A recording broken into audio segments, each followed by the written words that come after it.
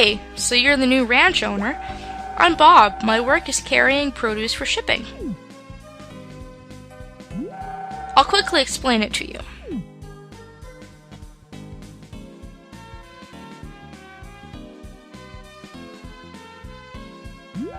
This is a shipping box. Put stuff in here like fruits, vegetables, animal products, and items collected from the hills and fields. On the following morning, the stuff gets shipped and you get paid at that time. So, you get paid the next day when you ship something, so keep that in mind. Basically, you can put stuff in whenever you like, but you can't take anything out, so don't make a mistake or anything. While we're at it, I'll tell you about lumber. The shed at the back of the house is the lumber shed. When you remove stumps and branches, the lumber automatically ends up there. You can use the A button to remove the lumber, but you can't put stakes in it, so be careful.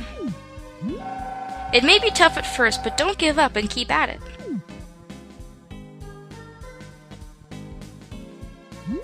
Okay, see ya!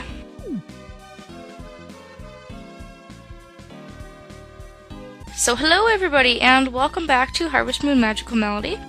That is another one of our neighbors, Bob, who is also an eligible candidate for marriage. And now that he has provided us with some nice comforting word, we are ready to set out on another day. You can see here in my mailbox, I've got mail, because there'll be a little white letter hanging out. And you'll periodically get letters from people in the village. You usually get them when you've changed something, or you get them when you befriend people usually. So keep out for letters. Some of them are important, some of them aren't. But it's fun to get mail from people.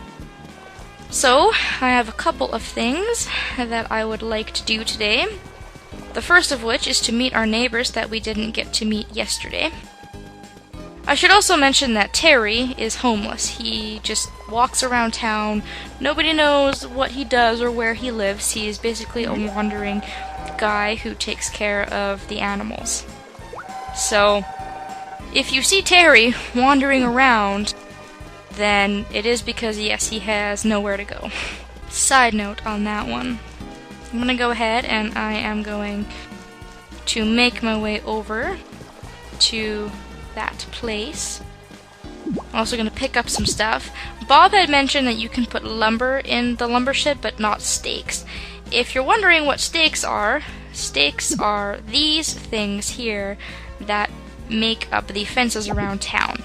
All of these fully round stumps and all of these kind of rotten pieces of wood, those are all called stakes.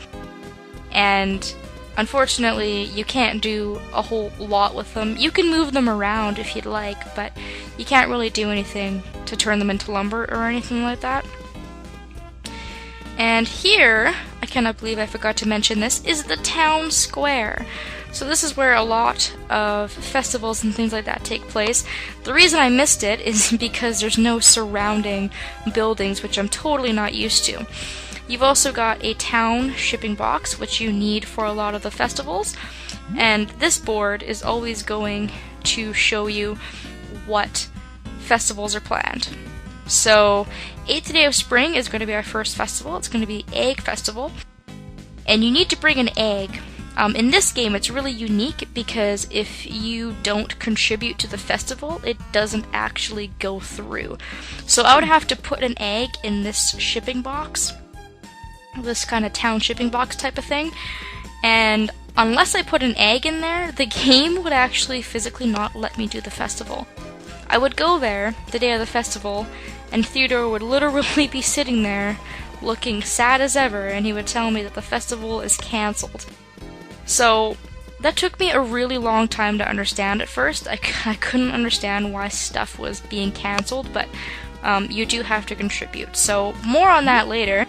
Here we are at Spring Farm, and we're going to meet our next set of neighbors. Very, very obnoxious hair you've got there. Welcome! Oh, are you the new farm owner? Word travels fast in this town, but I guess they haven't seen me before, so they only have speculation to go on.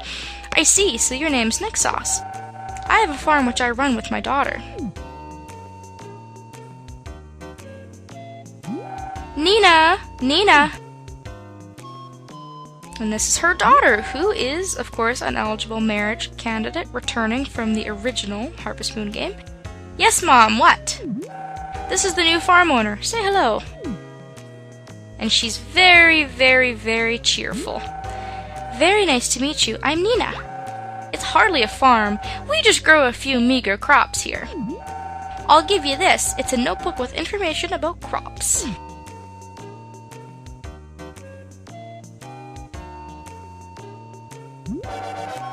And we get the crop notebook.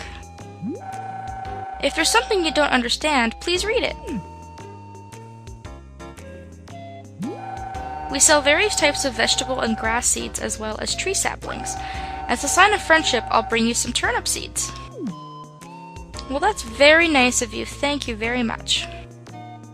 Man, our neighbors are all really nice people. I have no idea what Jamie's problem is, but here at Spring Farm, you buy all of your seeds so that you can plant a bunch of stuff. So she's going to sell what is in season at the time, so it changes every single season.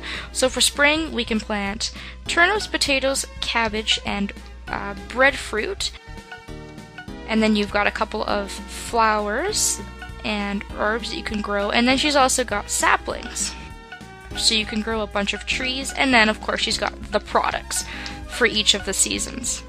And some of the fruits and vegetables you can grow in the bottom if you're looking for something to cook or use in a recipe or something like that.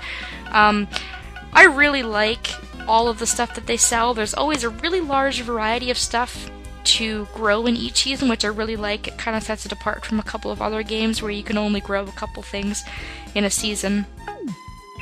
And she's already given us some turnip seeds to get started, so that is great. If there's something you don't know about raising crops, look at the manual. Thanks, Nina.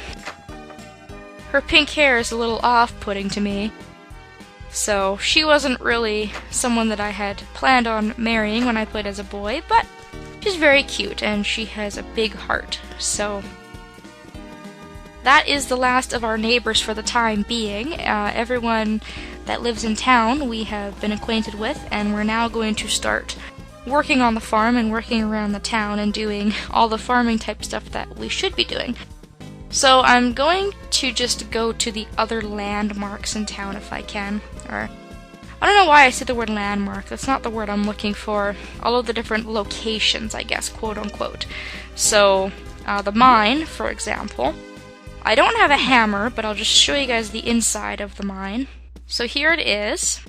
And you'll need to bring your hammer in here, and you need to find a staircase to go down to each level. It's very similar to a lot of the mining methods in a lot of other games. Very similar to Tree of Tranquility, in fact, or Animal Parade. I usually do a full mining tutorial, so I will do that at a later date. I'm not too worried about mining right now, just because I don't have a large rucksack and I don't have a lot of energy and higher level tools to do a lot of mining, so I'm not going to bother right now. To the left of Jamie's farm is the entrance to the mountain. So the mountain is the place where you can go ahead and you can pick up a lot of wild stuff. There's going to be herbs in each season. So different colored herbs depending on the season. There's usually flowers in each of the season, different flowers. They've also got some wild like fruits. For example, this is a berry, I do believe, which you can eat or you can use in recipes. There's a couple of people that like them as gifts as well. There's some wild grapes in the summertime. So the mountain is a place that I love to spend my time at, just because I find that this is a foraging heaven, and I really love to forage in Harvest Moon. You can also find a lot of lumber and a lot of stones. You can also upgrade your hammer by breaking a lot of the stones in this place if you feel like it. So there's not really anything on the mountain right now. This is also where you go to find the Harvest Goddess and her spring. As you can see here, we've got a flower that we unfortunately cannot pick up Keep in mind that if you drop an item on the ground, it'll start to shrink, and once it shrinks completely, it'll disappear, and you can't actually pick it up. It's gone forever. So if your rucksack is full, you need to be really careful to make sure that you discard something very, very quickly before the item that you want goes away. So unfortunately, I'm not able to really do anything with that flower right now. But I'm going to discard a couple things I don't really need. Herbs, Alex wants us to ship, so I'm definitely going to pick up all the herbs I see. They can also be used to eat if you're low on energy. And there's a couple people that like them as gifts. And other things you see are honeycombs. You can also fish. And if you go across this bridge on the western side of the mountain, you can come down this dirt path, and over this way is where the harvest goddess is. So we can go visit her if we want, but we don't have our 5 notes, so we're not going to be too useful to her right now. You don't have 5 notes, so they don't turn into a musical instrument. Stay with it and keep collecting.